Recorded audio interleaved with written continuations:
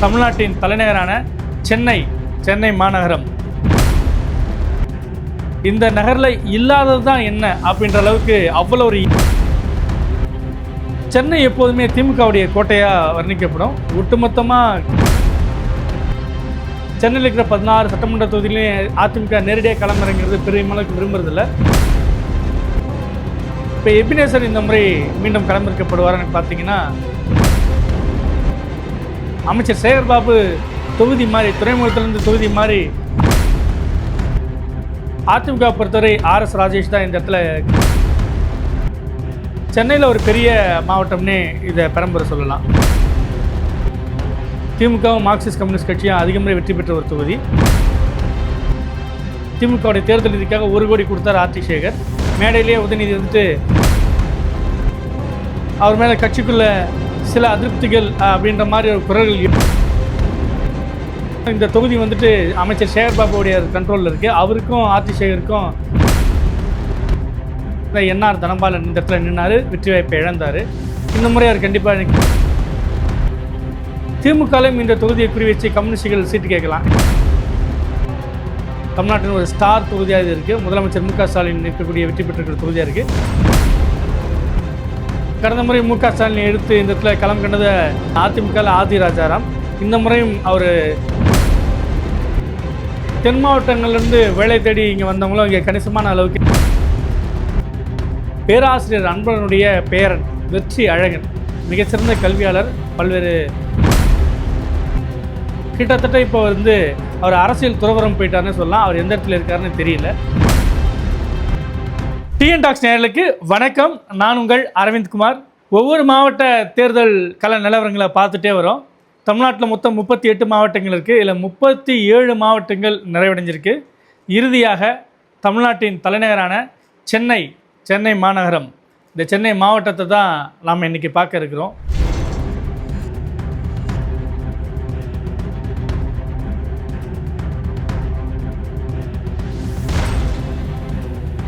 மிகப்பெரிய ஒரு வரலாற்று நீண்ட நெடிய ஒரு வரலாற்று பின்புலத்தை உள்ளடக்கியது சென்னை மாநகரம். எடுத்து வைக்கக்கூடிய ஒவ்வொரு அடியிலையும் ஒவ்வொரு தகவல்கள், ஒவ்வொரு வரலாறு புதிஞ்சிருக்கக்கூடியது இந்த மாநகரத்தில் ஒரு சிறப்பு. இங்கே வங்காள விரிகுடா கடல் இருக்குது. அப்புறம் கிண்டி சிறுவர் பூங்கா, ஐஐடி, அந்த கிண்டி கவர்னர் மாளிகையில் பார்த்தா காடு அடங்கியிருக்கு. பல்லாவரம் மலை, பரங்கி மலை 2 மலை இருக்குது. இதை தாண்டி கூவம், அடையாறு, கொசஸ்தலை 3 ஆறுகள் ஓடுது. செம்பரம்பாக்கம், புழல் அப்படின்ற மாதிரின பெரிய ஏரிகள் இருக்குது. இந்த நகரில் இல்லாதது தான் என்ன அப்படின்ற அளவுக்கு அவ்வளோ ஒரு இயற்கை வளங்களும் அவ்வளோ ஒரு மனித வளமும் உள்ளடக்கியது. கிட்டத்தட்ட 1 கோடி மக்கள் தொகை கொண்டது இந்த சென்னை மாநகரம். வரலாற்றில் பெரிய அளவுக்கு தொண்டை மண்டலத்தின் ஒரு பகுதியாக பார்க்கப்படுது. பல்லவர்களுடைய பெருமையாக முக்கியமான துறைமுகமான மயிலாப்பூர் இங்கே இருந்திருக்கு. அப்புறம் சுந்தரர் பாடல் பெற்ற தலங்கள் இங்கே இருந்திருக்கு. 1500களில் பார்த்தீங்கன்னா போர்த்துகீசியர் வராங்க. அவங்க வந்துட்டு இங்கே பழவேற்காட்டில் லேண்ட் ஆகிட்டு சென்னையை எக்ஸ்பான்ஷனுக்கு அவங்க வித்திடுறாங்க. புனித தோமையார், அது இயேசுடைய 12 சீடர்களில் ஒருத்தரான செயின்ட் தாமஸ் இங்கே வந்திருக்கிறதா சொல்லப்படுது. பரங்கி மலை, செயின்ட் தாமஸ் மவுண்ட் அப்படின்னு சொல்கிறோம் இல்லையா, அங்கே அவருடைய கல்லறை இருக்கிறதா சொல்லப்படுது. அதே போல் அவர் பேரில் தான் போர்த்துகீசியர்கள் செயின்ட் தோம் அப்படின்ற மாதிரியான சாந்தோம் என்ற ஒரு நகரத்தை உருவாக்குனாங்க. அதன் பிறகு 1639 ஆகஸ்ட் 22 இந்த மாநகருக்கு ஒரு முக்கியமான ஒரு அடித்தளத்தை ஆங்கிலேயர்கள் ஃப்ரான்சிஸ் டே அண்ட் ஆண்ட்ரூ கோகன் அவங்க ஆரம்பிக்கிறாங்க. அதுக்கு முன்னாடியே பார்த்தீங்கன்னா இங்கே மயிலாப்பூர், திருவான்மியூர், திருவெற்றியூர், திருவல்லிக்கேணி இந்த மாதிரி கிராமங்கள் இருந்திருக்கு. பக்கத்தில் எழும்பூர், புரசைவாக்கம், பெரம்பூர், அயன்புரம் இந்த மாதிரியான முக்கியமான கிராமங்களாக இருந்திருக்கு. இதெல்லாம் பின்னாடி ஒன்றுக்குள்ளே ஒன்றா சேர்த்து ஒரு இன்றைய சென்னை மாநகரமாக உருவாகிருக்கு. ஒரு துறைமுகம் இந்த இடத்துல ஒரு முக்கிய பங்கை வகிச்சிருக்கு. அது தென்னிந்தியாவின் நுழைவாயில் அப்படின்னு சொல்லக்கூடிய அளவுக்கு இந்த துறைமுகம் இருந்திருக்கு. இங்கே தமிழ்நாட்டில் பல்வேறு வட்டார வழக்குகள் இருக்குது இல்லையா, அதுபோல் இந்த துறைமுகத்தால் உருவான வணிக மொழியான மெட்ராஸ் பாஷை அப்படின்றதும் இந்த நகரத்தோட ஒரு தனிச்சிறப்பாக இருக்குது. ஆசியாவுடைய டெட்ராய்ட் அப்படின்ற அளவுக்கு ஒரு நாளைக்கு கிட்டத்தட்ட 14 லட்சம் கார்கள் உற்பத்தி செய்யக்கூடிய அளவுக்கு திறன் பெற்ற ஒரு நகரமாக இது இருக்குது. மென்பொருள் தலைநகராகவும் இது இருக்குது. கல்வி, மகளிர் மேம்பாடு, அரசியலில் வந்துட்டு பல்வேறு புதுமைகள், முன்னோடி திட்டங்கள் கொண்டு வரப்பட்டது. திரும்பி திசையெல்லாம் மேம்பாலங்கள் இருக்கக்கூடிய இப்படிப்பட்ட ஒரு மாநகராக தான் சென்னை மாநகரம் திகழுது. இதில் இருக்கக்கூடிய அரசியல் கல நிலவரத்தை இப்போ பார்ப்போம். சென்னை மாநகரம் வந்துட்டு வெவ்வேறு காலகட்டத்தில் வெவ்வேறு விதமான அளவுகளில் இருந்திருக்கு. இப்போது 16 சட்டமன்ற தொகுதிகள் சென்னை மாவட்டத்துக்குள் அடங்கியிருக்கு. ஆர்கே நகர், பெரம்பூர், கொளத்தூர், வில்லிவாக்கம், திருவிக்கா நகர் தனித்தொகுதி, எழும்பூர் தனித்தொகுதி, ராயபுரம், துறைமுகம், சேப்பாக்கம், திருவல்லிக்கேணி. ஒரு காலத்தில் சேப்பாக்கம் மட்டும் தனியாக இருந்தது, அப்புறம் திருவல்லிக்கேணி இணைச்சி சேப்பாக்கம், திருவல்லிக்கேணி, ஆயிரம் விளக்கு, அண்ணா நகர், விருகம்பாக்கம், சைதாப்பேட்டை, தியாகராய நகர், மயிலாப்பூர், வேளச்சேரி. இதுதான் இந்த 16 சட்டமன்ற தொகுதிகளுக்கு. மொத்தம் 16. இதில் 2 திருவிக்கா நகரும் எழும்பூரும் தனி தொகுதியாக இருக்குது. எஞ்சிய 14 பொது தொகுதிகளாக இருக்குது. சென்னை எப்போதுமே திமுகவுடைய கோட்டையாக வர்ணிக்கப்படும். ஒட்டுமொத்தமாக கடந்த பல்வேறு தேர்தலில் பார்த்திங்கன்னா சொற்பமான எண்ணிக்கையில் மட்டும்தான் அதிமுகவினரை மற்ற கட்சியினர் அந்த இடத்துல வெற்றி பெற்றிருக்காங்க. 99% பெரும்பாலும் திமுக தான் அங்கே கடந்த பல ஆண்டுகளாகவே சென்னையில் வெற்றி பெற்று வருது. இப்போது கூட பார்த்திங்கன்னா மொத்தமுள்ள 16 சட்டமன்ற தொகுதியில் 15 சட்டமன்ற தொகுதிகள் திமுக உறுப்பினர், வேளச்சேரி மட்டும் கூட்டணியில் இருக்கக்கூடிய காங்கிரஸ்க்கு ஒதுக்குனாங்க. மொத்தமாகவே 16 திமுக மற்றும் தோழமை கட்சிகள் தான் வெற்றி பெற்றிருக்காங்க. இதுதான் சென்னையுடைய அரசியல் புரிதல். திமுகவில் 6 மாவட்ட செயலாளர்கள் இருக்கிறாங்க. சென்னை வடக்கில் ஆர்டி சேகர் மாவட்ட செயலராக இருக்கார். சென்னை வடகிழக்கில் மாதவரம் சுதர்சனம் மாவட்ட செயலாளர், சென்னை கிழக்கில் சேகர்பாபு, சென்னை மேற்கில் சிற்றரசு, சென்னை தென்மேற்கில் வேலு இருக்கார், சென்னை தெற்கில் மா சுப்பிரமணியம். இவங்களாம் தான் திமுகவில் மாவட்ட செயலாளராக இருக்காங்க. அதிமுகவில் 8+1 அப்படின்ற அடிப்படையில் மொத்தம் 9 மாவட்ட செயலாளர் இருக்கிறாங்க. வடசென்னை வடக்கு அதன் உட்பகுதி கிழக்கில் RS ராஜேஷ் மாவட்ட செயலாளர் இருக்கார். வடசென்னை வடக்கு அதோட உட்பகுதி கிழக்கு அதனுடைய மாவட்ட செயலாளர் TG வெங்கடேஷ் பாபு இருக்கார். வடசென்னை தெற்கு அதோட உட்பகுதி கிழக்கில் D ஜெயக்குமார் மாவட்ட செயலாளர். வடசென்னை தெற்கு அதோட உட்பகுதி மேற்கில் பாலகங்கா மாவட்ட செயலாளர். தென்சென்னை வடக்கு அதோடைய உட்பகுதி கிழக்கில் ஆதி ராஜாராம் மாவட்ட செயலாளர். தென்சென்னை வடக்கு அதன் உட்பகுதி மேற்கு அதுக்கு டி நகர் சத்யா மாவட்ட செயலாளர். தென்சென்னை தெற்கு அதன் உட்பகுதி கிழக்கு அதில் MK அசோக் மாவட்ட செயலாளர். தென்சென்னை தெற்கு அதன் உட்பகுதி மேற்கு அதற்கு மாவட்ட செயலாளர் விருகை VN ரவி. இது இல்லாமல் சென்னை புறநகருக்கு KP கந்தன். இப்படி தான் அதிமுகவுடைய மாவட்ட செயலாளர்களுடைய பட்டியல் வகைப்படுத்தப்பட்டிருக்கு. ஒவ்வொரு தொகுதி வாரியாக நாம் இப்போ விஷயங்களை பார்ப்போம். டாக்டர் ராதாகிருஷ்ணன் நகர், இதோடைய சுருக்கம்தான் RK நகர் சொல்லலாம். இது சென்னை மாநகராட்சிக்குள்ளே பார்த்தீங்கன்னா வார்டு எண் 3லேருந்து 8 வரைக்கும் இருக்குது. அதுக்கப்புறம் 10, 11, 14 இந்த வார்டுகள் இந்த சட்டமன்ற தொகுதிக்குள்ளே வருது. 1977 இந்த தொகுதி உருவாக்கப்பட்டது. அதிமுக 7 முறை, திமுக 2 முறை, காங்கிரஸ் 2 முறை இங்கே ஜெயிச்சிருக்காங்க. இப்போ திமுகவில் ஒரு முக்கிய புள்ளியாக இருக்கக்கூடிய சேகர் பாபு, அமைச்சர் சேகர் பாபு இந்த தொகுதியில் அதிமுகவில் 2 முறை நின்று வெற்றி பெற்றார். 2015 இந்த தொகுதியில் ஒரு இடைத்தேர்தலில் ஜெயலலிதா நின்று வெற்றி பெற்றாங்க. ரொம்பவே முக்கியமானது. அந்த இடைத்தேர்தலில் திமுக கண்டெஸ்ட் பண்ணல. முதல்ல இங்கே மெட்ரோ ரயில் ஸ்கீம் வண்ணாரப்பேட்டை வரைக்கும் தான் இருந்தது. RK நகர் தொகுதி வழியாக மெட்ரோ ரயில் போகணும் அப்படின்றதுனால ஜெயலலிதா என்ன பண்ணுறாங்கன்னா விம்கோ வரைக்கும் அந்த ஸ்கீம் எக்ஸ்டெண்ட் பண்ணுறாங்க. இன்றைக்கி விம்கோ வரை மெட்ரோ ரயில் போகிறதுக்கு காரணம் இந்த RK நகர் இடைத்தேர்தல் ரொம்ப முக்கியமான ஒரு காரணம். 2017 நடைபெற்ற இடைத்தேர்தலில் TTV தினகரன் அப்போ தொப்பி சின்னத்தில் சுயேட்சையாக நிற்கிறார். இந்த இடத்துல வெற்றி பெறுறாரு. திமுக சார்பாக வழக்கறிஞர் மருது கணேஷ் அப்படின்றவர் இந்த தேர்தலில் களமிறக்கப்பட்டார்.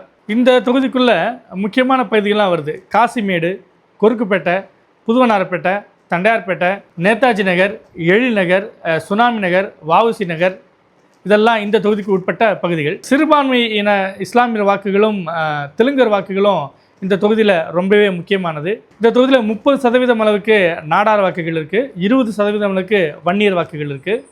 முஸ்லீம்கள் ஒரு 15% இருக்காங்க, கிறிஸ்டியன்ஸ் ஒரு 10% இருக்காங்க, ஆதி திராவிடர்கள் ஒரு 10% இருக்கிறாங்க. தெலுங்கை தாய்மொழியாக கொண்ட ஆதி ஆந்திரர்கள் இருக்காங்களே அவங்களும் கணிசக்கமே இந்த குறுக்குப்பேட்டை பகுதியில் வசிக்கிறாங்க. இப்போ சிட்டிங் MLA யாருன்னு பார்த்தீங்கன்னா திமுகவில் எபினேசர், அதிமுகவில் கடந்த தேர்தலில் RS ராஜேஷ் நின்று வெற்றி வாய்ப்பை இழந்தார். இப்போ எபினேசர் இந்த முறை மீண்டும் களமிறக்கப்படுவார்னு பார்த்தீங்கன்னா அமைச்சர் சேகர்பாபு தொகுதி மாதிரி துறைமுகத்திலேருந்து தொகுதி மாதிரி RK நகர் வரலாமா மீண்டும் அப்படின்ற மாதிரியான ஒரு சின்ன ஒரு கணக்கு போட்டுட்ருக்காரு. அதனால் எபினேசருக்கு இந்த இடத்துல கொஞ்சம் நெருக்கடின்னு தான் சொல்லணும். அதிமுக பொறுத்தவரை RS ராஜேஷ் தான் இந்த இடத்துல களமிறங்க போகிறாரு. அவர் அங்கே இருக்கிற நிர்வாகிகளை ரொம்ப அரவணைச்சு செயல்படுறாரு. கண்டிப்பாக அவர் தான் இந்த இடத்துல.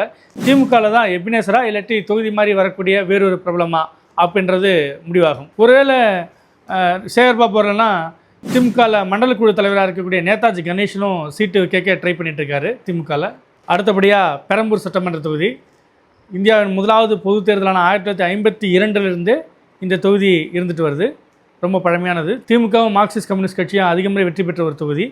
இந்த தொகுதியில் பார்த்தீங்கன்னா சென்னை மாநகராட்சிக்கு உட்பட்ட 33, 34, 35, 36, 37 மற்றும் 44, 45, 46 இந்த வார்டுகள் பெரம்பூர் சட்டமன்ற தொகுதிக்கு உள்ளே வருது.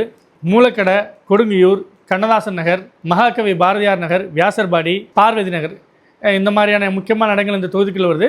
சென்னையில் ஒரு பெரிய மாவட்டம்னே இதை பெரம்பூர் சொல்லலாம். பல ஆண்டுகளுக்கு முன்னாடி வரைக்கும் பெரம்பூர் தொகுதியில் பல்வேறு முக்கியமான ஆலைகள்லாம் இயங்கி வந்தோன்னே ஏராளமான தொழிலாளர்கள்லாம் இருந்திருக்காங்க. ஆனால் காலப்போக்கில் அந்த தொழிற்சாலைகள்லாம் மூடப்பட்டு இப்பொழுது நிறைய கூலி தொழிலாளர்கள் நிரம்பியிருக்க ஒரு பகுதியாக பெரம்பூர் மாறி இருக்குது. இந்த தொகுதியோட மிக முக்கியமான பிரச்சனை பார்த்தீங்கன்னா கொடுங்கியூர் குப்பை கிடங்கு. ஆதி திராவிடர்களும் வன்னியர்களும் கணிசமான அளவிற்கு இந்த தொகுதியில் நிரம்பியிருக்காங்க. இது இல்லாமல் நாடார், தேவர், உடையார் இந்த கம்யூனிட்டி சேர்ந்தவங்களும் கொஞ்சம் அங்கே இருக்கிறாங்க. ஆங்கிலோ இந்தியன்ஸும் இந்த தொகுதிக்குள்ளே இருக்கிறாங்க. 2019 இடைத்தேர்தலில் திமுகலேருந்து ஆர்டி சேகர் இங்கே ஜெயிச்சார். 2021 அவர் தான் வெற்றி பெற்று இப்போ சிட்டிங் எம்எல்ஏவாக இருக்கார். அவர் மேலே கட்சிக்குள்ளே சில அதிருப்திகள் அப்படின்ற மாதிரி ஒரு குரல்கள் எழும்போது சமீபத்தில் பார்த்தீங்கன்னா ராயபுரத்தில் வச்சுட்டு ஒரு மீட்டிங் நடந்தது.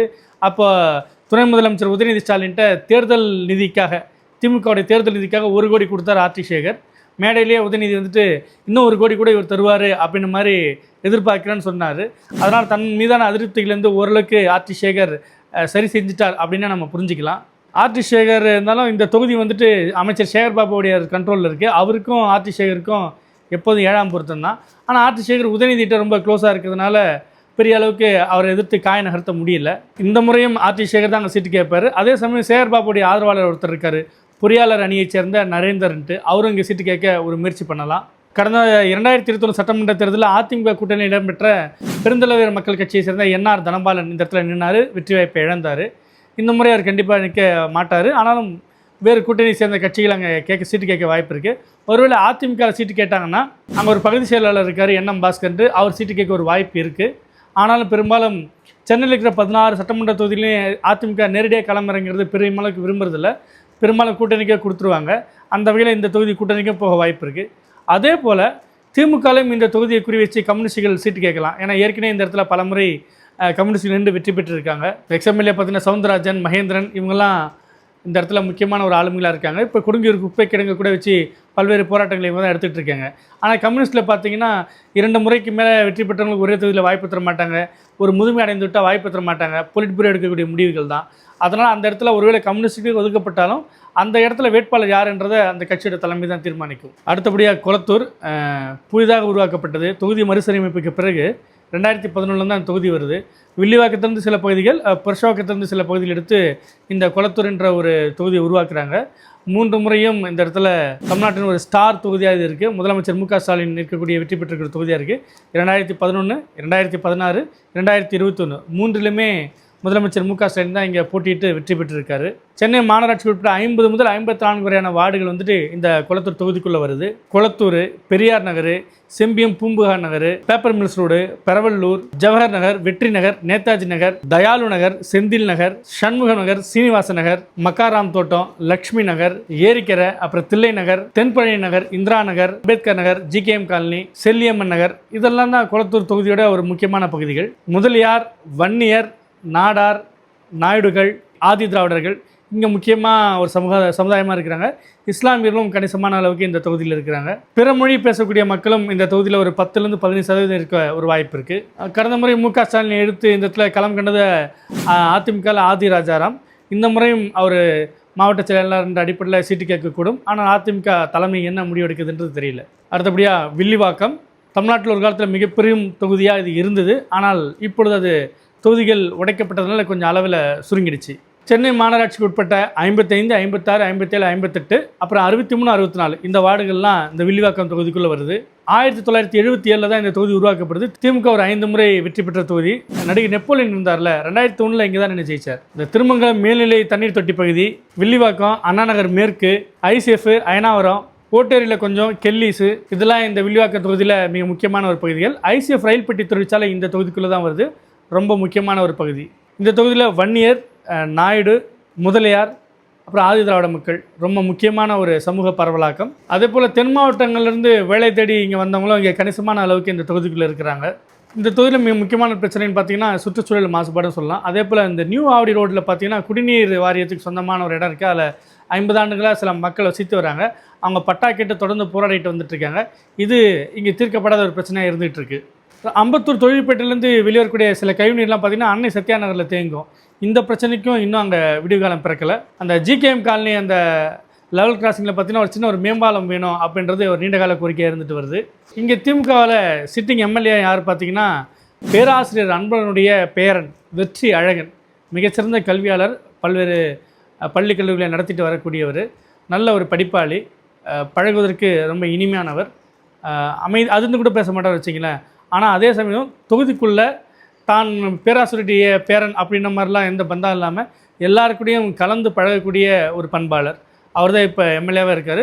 அடுத்த முறையும் அவர் தான் அந்த இடத்துல களமிறக்கப்படுவார். திமுகவில் வெற்றி வாய்ப்பும் பெறுவார். கடந்த முறை பார்த்தீங்கன்னா 2021 இந்த இடத்துல ஜேசிடி பிரபாகர் அதிமுகலேருந்து களமிறங்கினார். அதுக்கு பிறகு அவர் வந்துட்டு ஓபிஎஸ் அணியில் போனார். அப்புறம் உரிமை மீட்பு குழு நிறுவனம் ஆரம்பித்தாங்க. கிட்டத்தட்ட இப்போ அவர் அரசியல் துறவரம் போயிட்டார்னு சொல்லலாம். அவர் எந்த இடத்துல இருக்காருன்னு தெரியல. அதனால் திமுகவுக்கு எதிராக யார் நின்னாலும் அதிமுகவில் பெரிய அளவுக்கு சோபிக்கிறது கஷ்டம்தான். அது ஒருவேளை கூட்டணிக்கு கொடுக்கப்பட ஒரு வாய்ப்பு இருக்குது. இந்த முறை வெற்றி பெற்றால் அவருக்கு அமைச்சர் பதவி தரவும் ஒரு தகுதியான நபர் தான். ஆனால் பார்த்திங்கன்னா தமிழ்நாட்டில் 38 மாவட்டங்கள் இருக்குது. எல்லாருக்கும் ஒவ்வொரு மாவட்டத்துக்கும் ஒரு அமைச்சர் பிரதிநிதித்துவம் தேவை. சென்னையிலேயே பார்த்திங்கன்னா நிறைய வந்துடும். அப்படின்னு பார்த்திங்கன்னா முதலமைச்சர், துணை முதலமைச்சர், சுகாதாரத்துறை அமைச்சர் அப்படின்ற மாதிரி ஏற்கனவே இங்கே 3 பேர் இருக்கிறாங்க. இதில் இன்னொருத்தருக்கும் அவங்க அமைச்சர் பதவி கொடுக்கும்போது அப்போ தென் மாவட்டங்களில் பிரதிநிதித்துவம் குறைஞ்சி போகின்ற அடிப்படையில் வெற்றியழகனுக்கு ஒரு அமைச்சர் பதவி கிடைக்காம இருக்குது. ஆனால் அதுக்கு தகுதியான நபர் தான். சென்னை மாவட்ட தேர்தல் கலவர நடத்தோடைய முதல் பாகம் இதோட முடிவுக்கு வருது. அடுத்த பாகத்தில் மீண்டும் சந்திப்போம்.